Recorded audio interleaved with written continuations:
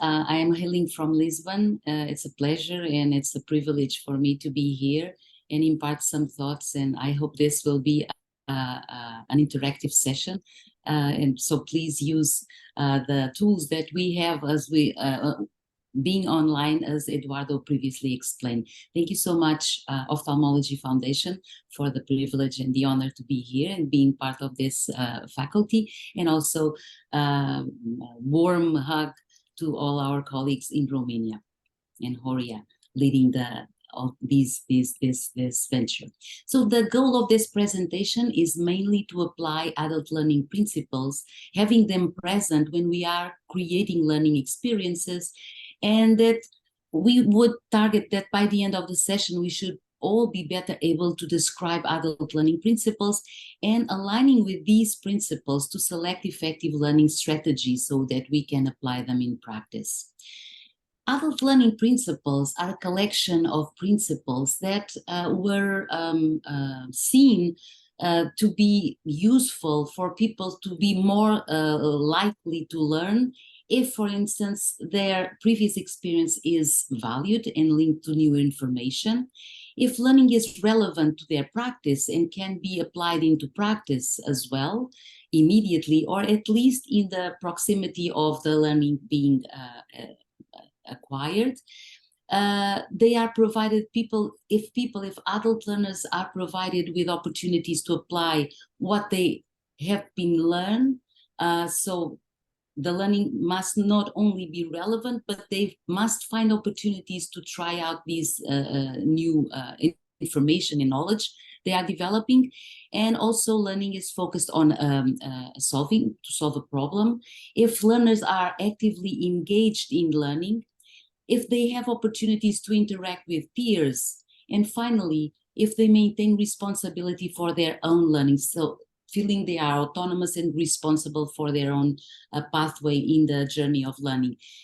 So all these principles relate to each other, and the goal of the presentation is from now on to have these principles and how we can link these principles with educational strategies so that we can apply these principles in practice. When we are conducting our own professional development, and also when we are preparing learning experiences. So making justice for the interactivity of the presentation, the first question, the first challenge is for ourselves to think about how we can assess learners' prior knowledge. So experience that all adult learners usually bring into the room of the classroom when we are developing and holding the learning experience. Please select the best option. You think you already know well your target population. You will ask informally a few learners and will be satisfied with their feedback, or learners will answer a summative pretest on the topic, so they will have marks answering that pretest before the learning experience will be held. And the last one is you consult data from previous iterations, previous experiences related to this one you are preparing. So how can we best know how our learners are equipped to depart for the learning experience that we are giving them? So this is anonymous. Anyone can vote. Host and panelists cannot vote. And I can see no action right now in the bar. Yes, if people are voting, Elena, we have 19 answers out of 46. And I will show, when you tell me to close the poll, I will show the results. Okay. So, you can share the results, please, Eduardo, and then I will show the best option, I would say so. So in my screen, I cannot see the results. I can only see the, but meanwhile, I can see, I will share. So when you think you already know your target population, this is well assumed in some way. because we can know more or less the target population, our group of learners that we will be facing in preparing the learning experience, but in some way, sometimes we don't at all.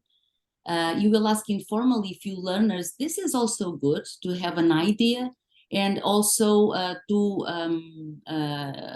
inform about how they feel about the topic that we will be exploring. But it will be useful for us if we have previous data from previous learning journeys to consult that data and give us an unbiased, objective basis so that we can frame, so that we can snapshot our group of learners. And for sure, a summative pretest wouldn't be fair for no one and no use for no one. Summative, it means that everyone should have a mark that would classify learners, and this is not our objective here. So probably... Yeah. Elena, do you want me to share the answer? Yes. Not, at least if you're not seeing it, I can let you know which was the most elected answer. So 14 out of 20 said that chose the learners will answer a summative pretesting topic. This was the most selected one. After that, 3 said you will ask informally to a few learners. Then the last one, you consult data from previous iterations. And finally, the first one, you think you already know well your target population. Oh, thank you so very much, Eduardo. And that makes it's very good. This is an example how polling is also a way of a needs assessment, as we are going to see in a few minutes. So here, our objective and the key word here is summative. If it was a kind of a formative pretest, if we would like to know the baseline knowledge of or skills of our learners, we don't wish to classify them, to mark them in their own performance afterwards. So what we aim here is to have information as how they are in terms of their experience, so that we can be best prepared to make them advance in the field of knowledge. So summative here would be the key word, not to choose this one. In previous iterations is to know data before. Let me just show you how we can conduct several ways of conducting a needs assessment so that we can know best our learners. Of course, if we are working with a group of learners, a group of residents that we know, we contact every day, we have other experiences before, we have an idea as how they are prepared and what they need to learn and advance in this journey that learning experience that we are preparing. But sometimes that doesn't happen. So one way is having this question in mind. This is probably the best, the most obvious, is that I don't know what I don't know. So this isn't perceived. People is not aware of their own learning needs. And this can be assessed, for instance, by using a knowledge test. And you can have it as a summative, as we presented before, but will be exactly as a needs assessment in terms of what we need to prepare our learning experience, unless you can fold this item, for instance, in the previous iterations. So you consult data of previous knowledge tests and you can have an idea of this.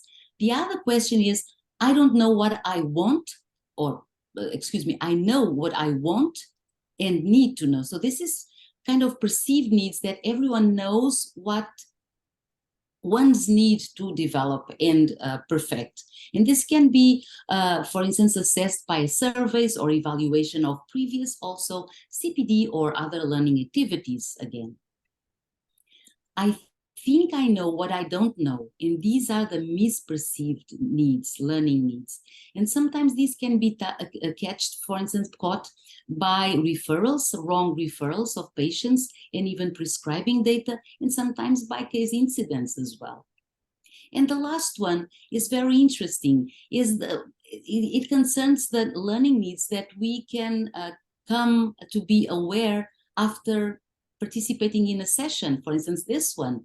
And sometimes, and we started by polling the audience after the session, previously and after the session. So we did it previously to know and orient and guide our presentations and what topics that we should be more emphatic so as we can deliver best our message, and afterwards as well to know about what we would like to develop further and weren't even aware before we took this experience. So these are some ways of tackling needs assessment, conducting needs assessment related with these 4 pillar questions for that.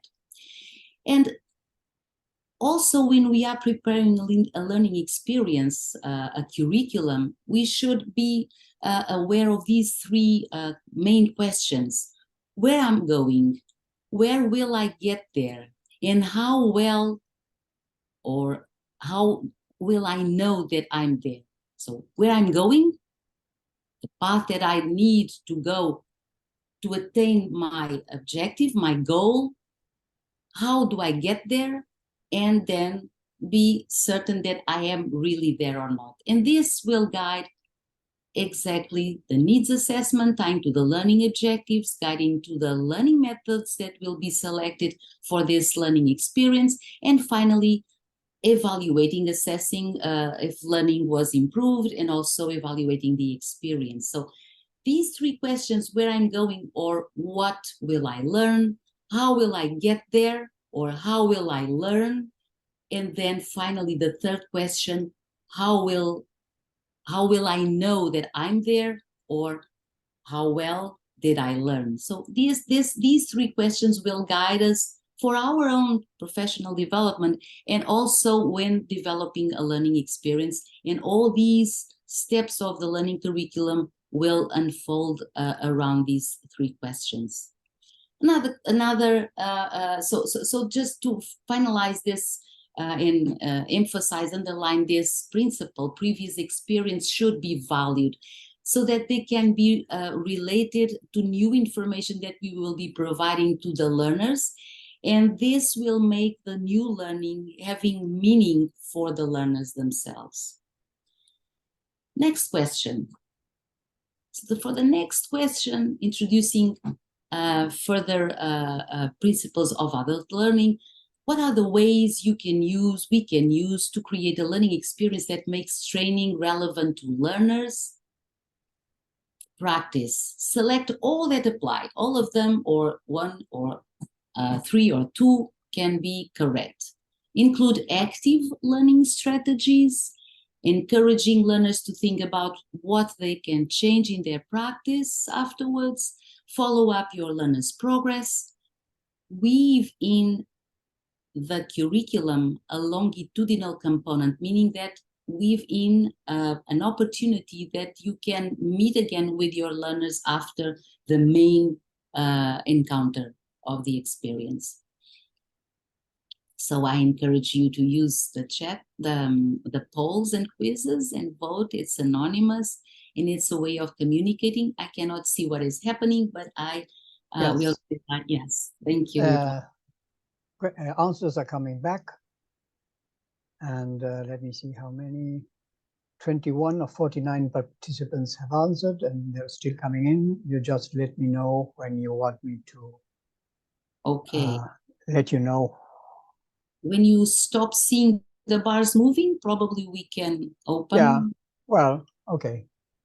So it looks like it stopped. So I will end the poll. Okay.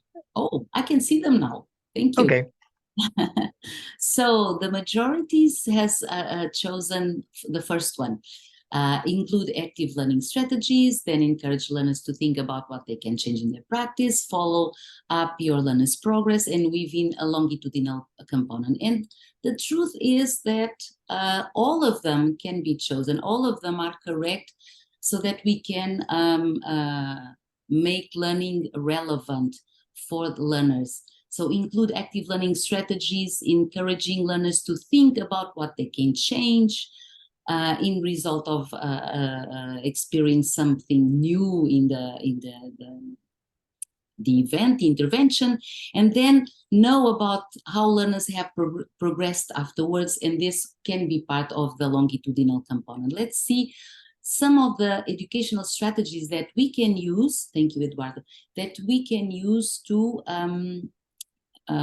put this into practice.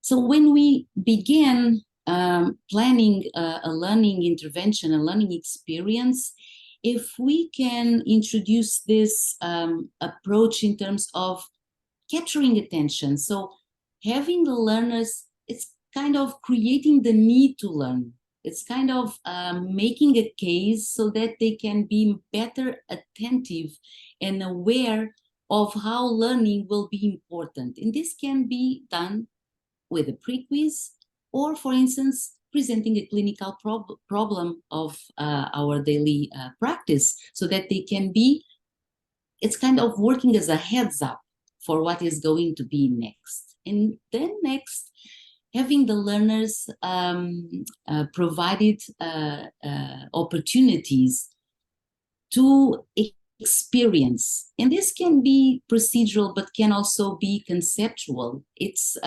upon the imagination of the planners and the facilitators and the educators that we can devise exercises either manually but also conceptually, so that learners can be engaged in the new learning. So exercises, active learning, in all techniques regarding active learning, as we will see in a few slides afterwards, will most definitely work as maintaining the attention of our learners. And finally, having the care to offer opportunities to practice. So this would be kind of the starting with thinking about the weaving the longitudinal component of each main moment of learning that we have with the learners, either online or in person, but then think about afterwards, knowing about how these learners have changed.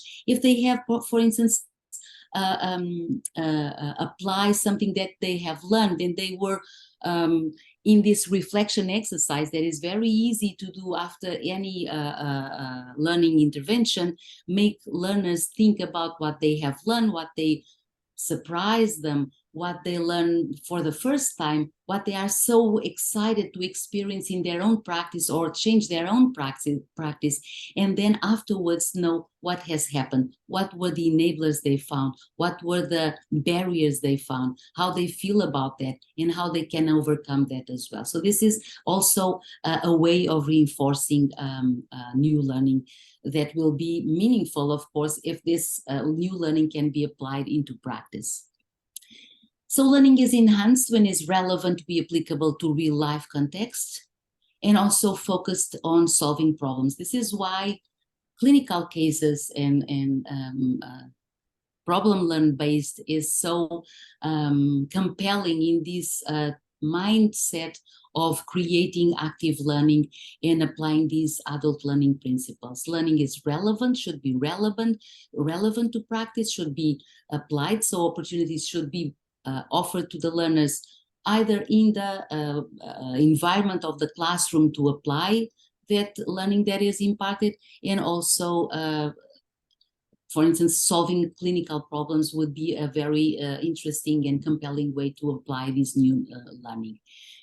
Third question, you were informed that your online learning experience will have a numerous audience, and this will have for certain implications on active learning. And you decide to please select the best option. Okay, this is a numerous audience, I'm teaching online, so I will just, increase the duration of my lecturing, or I will foster interaction using the chat box or Q&A and use polls and quizzes. Or, well, I will limit interaction for this moment as a synchronously speaking, and I will do it afterwards in a following moment. Or again, forget about interaction moments and just lecture. What would you choose? What do you think would be the best way to tackle this? And please see that I always select the best options. The others could be applied in certain circumstances, but the best option, the one that would be more compelling for you, at least to try and see if it works. Okay, we're getting answers already. 18 out of 49, but it looks like it's an unanimous choice, since I will share the results. Thank you so very much for at least for those who are responding and using the quizzes. You are especially choosing already one of these options. So are the bars still moving, Eduardo, or stopped? No, I shared the results. I will comment on them because it looks like sometimes you see the answers, sometimes not. So everybody answered foster interaction using the chat box, Q&A and polls. And we got 22 answers out of 48 participants. Okay, thank you so much. So yes, I would certainly have chosen this one. Yes, as well. So some educational strategies regarding active learning. Active learning means that we provide opportunities, we enable the classroom, the learners to experience learning conceptually, as I said before, but also, for instance, if we are, and this is a good example, ophthalmic surgery, for instance, if we have the opportunity to build a simulation-based moment, this would be for certain a way of enabling learners to try out what has been heard before or seen in a video or discussed, and they can try in a classroom, in a learning environment, what they have been told and seen. But also use case studies, clinical cases, as we have seen before, because they evoke not only knowledge of the discipline, but also the ability to present, the ability to communicate, the ability to share ideas, to seek for information and connect that information and to evolve collectively to solve the problem that the clinical case presents. Two very simple exercises that we can see at the left bottom of the slide is the reflection minute paper. So this is one way that we can use that after each learning experience, our learners can think about what was most surprisingly that they found in this experience that they had just experienced. What was the one thing that they would like to try in their practice, and probably think about the enablers and barriers that they can find. And if I would stay there for that. So it's a minute paper, just a minute of silence, and they can jot down their ideas and eventually guard them for themselves. And then afterwards, when we followed up in the future, a month, 3 months, 6 months afterwards, see what has happened. And the Think Right Pair Share is about thinking, sharing with our neighbor, and then sharing to the whole group, the large group, what the pair or the trio has come up in terms of ideas to share regarding what was the challenge that was posed in the learning experience. And then the interactive lectures using audio response systems, and there are many platforms right now working for this.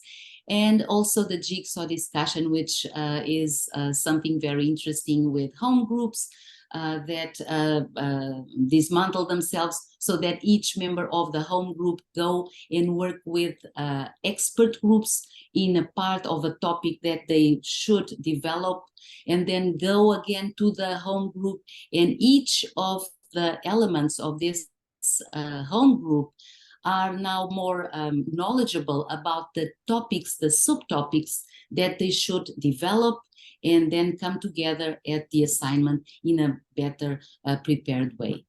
So all these, and there are many others, are examples of including active learning in our learning experiences.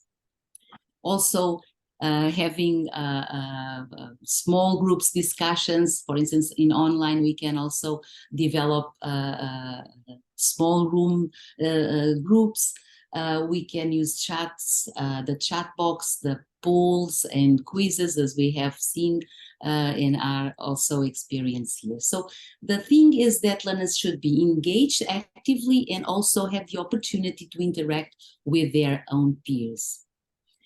The last question is, what are some of the ways you can give participants control over their learning and again select the best option? Serve as facilitator and guide. Be a supplier of information. You have to know everything of the topic that you are going to teach. So be the sage one. And serve as the leader of the group. How do yourself see yourselves when you are, or how you would like to be seen? Sometimes we like to be seen in a certain way, and we strive to be that way. And sometimes there are different moments, we can act in different ways, but how would you like to be seen? How would you strive to be as a facilitator, as an educator with your own group, so that your own group can, you can lead your own group, you can guide your own group to the best towards the objectives that you are all agreed upon to achieve at the end of the learning experience. Are there any interaction? Yes, we have 25 out of 44 answered. I'm now sharing, and the most chosen question was serve as a facilitator and guide. This was 72%. And second, be a supplier of information. This got 24% of the votes. And finally, serve as a leader of the group. That got 4% of the votes. Yeah, I would say that all of them are correct in a certain way. We all are very worried about having the best information, best updated information, and help our learners with that information. So yes, in a certain way, we all like to be sage in the sense that we would like to mentor our learners, be knowledgeable about the topic that we are giving, and also to have some kind of guidance and feel accomplished with the guidance, the leadership that we can provide to our group in terms of their own accomplishment, attaining the objectives and the goals that we have designed before. But we should be aware not to overflow these roles. And most of all, sometimes, or most of the time, being a facilitator, I would say that embraces all B and C and D, because it means that you have to acknowledge that sometimes we are not, just owners of the whole information. There are others who know best about other topics that can be connected with the topic that we are teaching.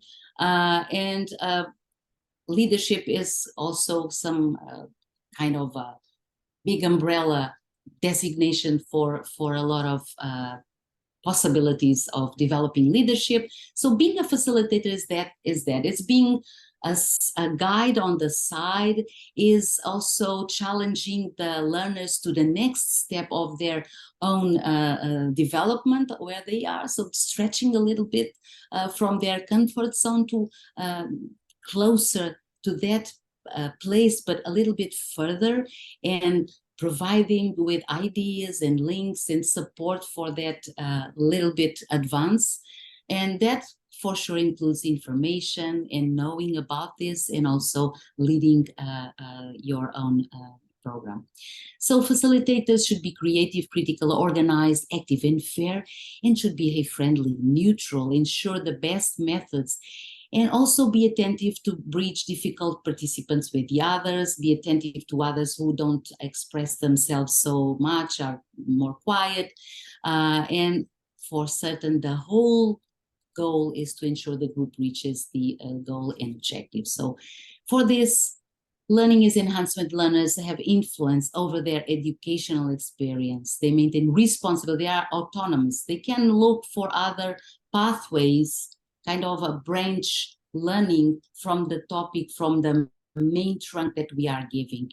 As facilitators, we can and are very welcome to provide pathways ahead of that where they can go afterwards. So in summary, while planning a learning experience, the following educational strategies derive from the application of adult learning principles, as we have seen. So learning needs, goal and objectives, learning strategies and outcomes should all align.